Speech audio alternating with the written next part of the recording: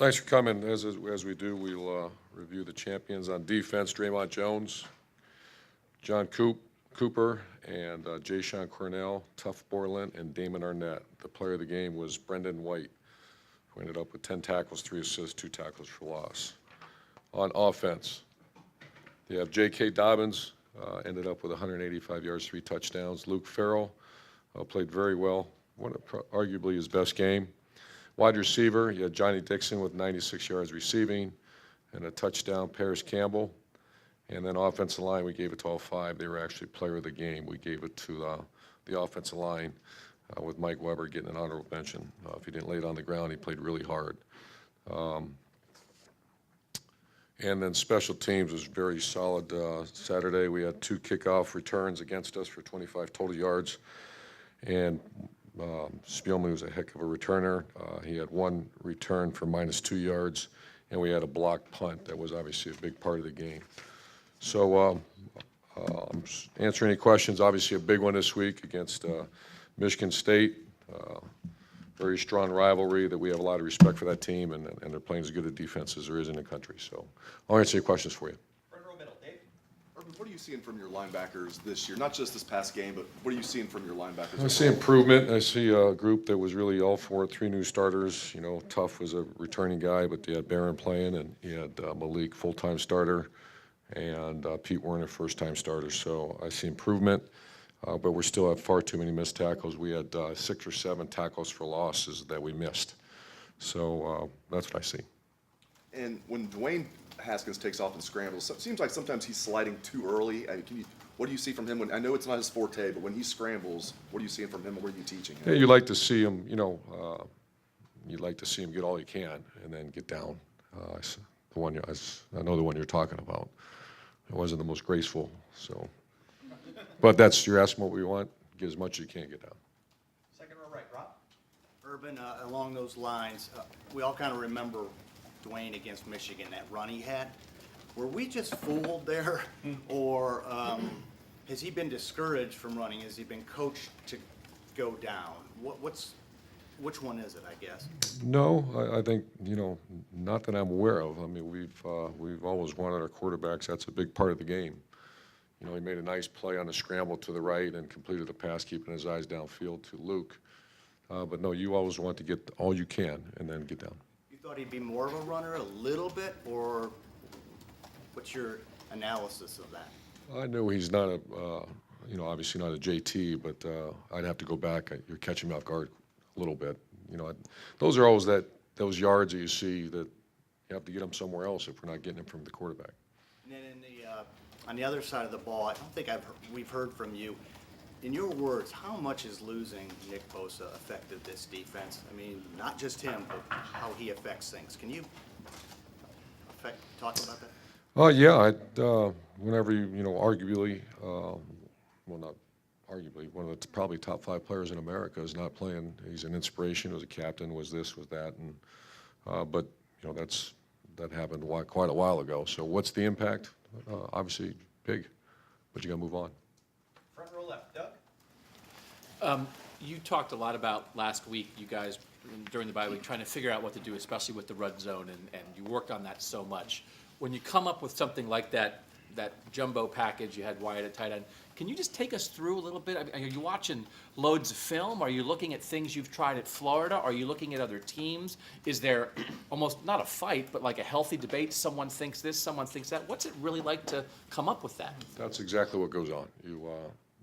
First of all, it's our offense, and so we'll go back in time and say, what did we have? What did we do when we didn't have, the JT, the Tebow, even Alex was a runner enough. The guys that weren't big runners were Chris Leak, Cardell Jones at times, but Cardell Jones was slamming in there. And then when teams are loading the box on you, they're playing, especially last week, and the defense a lot of teams are playing down there is called Bear Zero, which is there's 2 extra hats wherever you go, and so you have to throw it. And we want to run the ball, so it's all the above what you just said. Go back and see what you've done. You have Ryan Day, Kevin Wilson, others from other styles of offenses that we have that conversation. We go back and see the best red zone offenses in the country. You're talking about probably 40 hours of time into that. And it was great to see, to see J.K. dive in the end zone twice and then Paris on the little push pass to him. We were 3 of 4, and the one was an ill-advised throw, an interception. And we know, and you were asked about leadership, I think, a couple weeks ago with this team. We know the guys last year, JT and all those other seniors. Right now, maybe after a bad play, after a turnover, or you're losing at halftime in a game or whatever, who are the guys in the game, on the sideline? Do you see players walking around telling guys to keep their heads up, or are you maybe missing some of that a little bit? I think it's growing as a team. You mentioned some outstanding leaders from a year ago. On offense, you can see those receivers picking up the slack, and you can see Isaiah Prince as a vocal leader, Michael Jordan his own degree, and Dwayne's trying to get there. And Dwayne, that's something that he's improved greatly and still has ways to go. On defense, right now, it's the confidence factor. You had 3 starters out of the secondary again Saturday. And we're hoping, I think we're going to be finally, we're going to have them all healthy. But it's been like that. It's been a deck of cards shuffling in and out of the back end of our defense. So I think we got them all healthy. It's hard to lead when guys are out of the game, and you just don't have that consistency. And right next door to Doug, Steven. Haskins, in comparison now, he's been all season. That wasn't one of his best showings. Do you feel like the emphasis on the running game played a role into that? We talked about that. I mean, that's you get what you emphasize, and we spent a lot of time on some other facets of our offense. But yes, I would agree with that. And also, Brendan White, you talked about him as well. He had a great game. Have you thought about starting him and Fuller together on Saturday? Yeah, those decisions are being made in the next couple of days. Back row middle, Patrick. Following up with Brendan, you guys obviously have kind of been in flux at that position throughout the year. I know you said after the game that he needed to prove to the coaches and whatnot, but what did you see from him that made him the next guy in? And do you think that this is something he can consistently do, or is that just a one game he's excited to be in type of thing? We're going to find out. He's certainly going to play. He's earned that right. He's practiced. That was coming. That was his practices have been very good the last couple weeks, and Coach Grinch made that clear in front of the team after the game. But he's earned that right to be on the field. Given some other question marks, and you talked about guys that are close and whatnot, does seeing a performance like that coming off the bench make you think any more about some of those other guys that you've mentioned being close, getting them in the game more? It certainly has, and we haven't had those opportunities like we've had in the past to get guys in the game. And but the best opportunity you get is in practice to come show yourself and get going. You can see on special teams, Josh Proctor made a heck of a play for us on the opening kickoff, I believe, or the second kickoff. And some other guys are really coming on, Taraja Mitchell, and some of these other guys are doing very good for us in special teams. That's practice, special teams, opportunity to play on defense. Fifth row left, Andrew. Do you feel the running game now is in a place where you can replicate the success you had against Nebraska the rest of the season? That's what we're working on right now. Obviously, you're facing the #1 rush defense in the country coming up this week, so that's going to be but our offensive line played very well on their backs. That was their best pad level game as far as dropping their pads and getting through those holes. Third row left, Dan.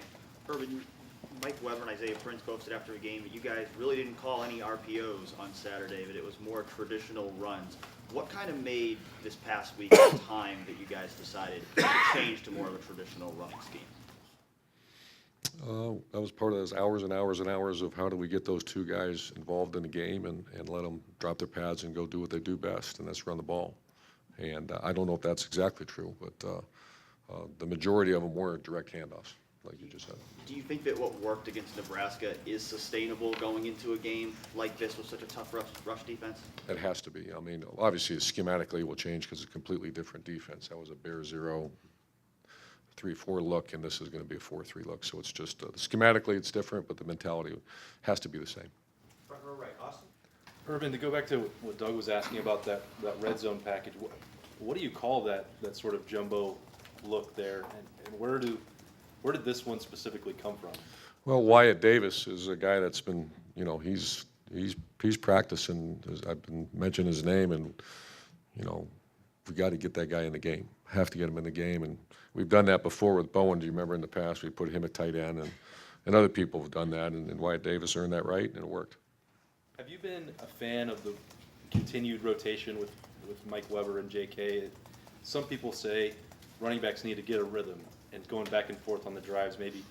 Is that a part of the problem for the running game in your mind, or have you been okay with how that's played out this season? I've been okay with it. I don't micromanage that too much, but if I have to, I'll get involved in that. But I think a fresh back that goes a good series, and then the next guy gets the next series, and obviously near the end, J.K. got a couple extra series. Just he was so tight with the football. We got to make sure Mike takes care of the ball. Front row right, Tim?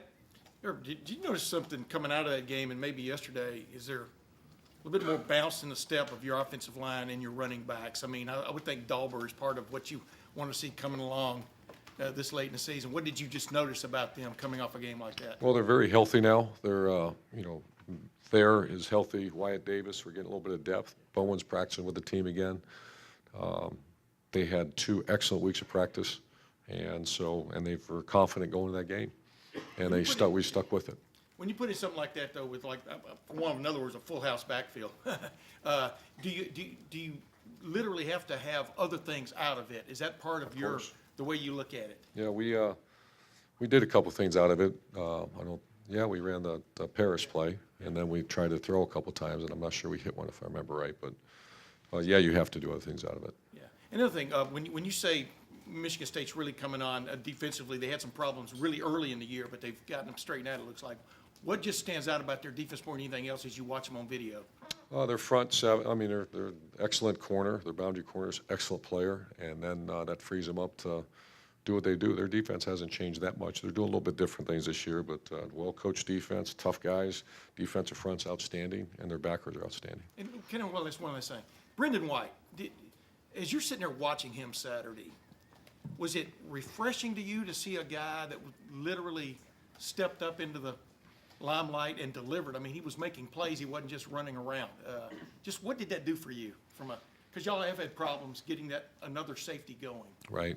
It was, I'm not sure the term refreshing. I'm not sure I've ever used that in my life. Well, But that's, those who know me know that's not Did you a find term somebody? I guess. refreshing. Yeah. Did you find somebody? It felt good for him, and then also you're right. I mean, going back to springtime, safety was not a solidified position, and we have to play much better at that spot. And then you had some injuries this week, and then obviously the targeting call, and there he is. He's in the game. And I looked out there, and you had Sean White at one safety and Brendan White at the other.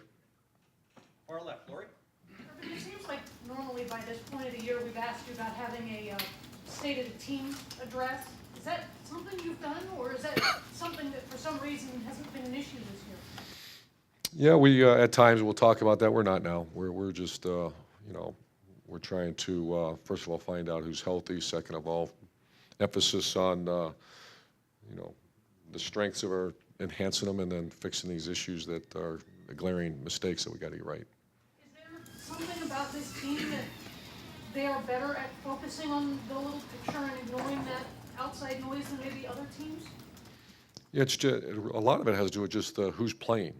Who's at certain positions. You got Austin Max down. You don't have who's going to go in at that spot. You have some issues on defense. We find out that Jeffrey Kuda is not going to be able to play midweek. And then it's just a different situation this year.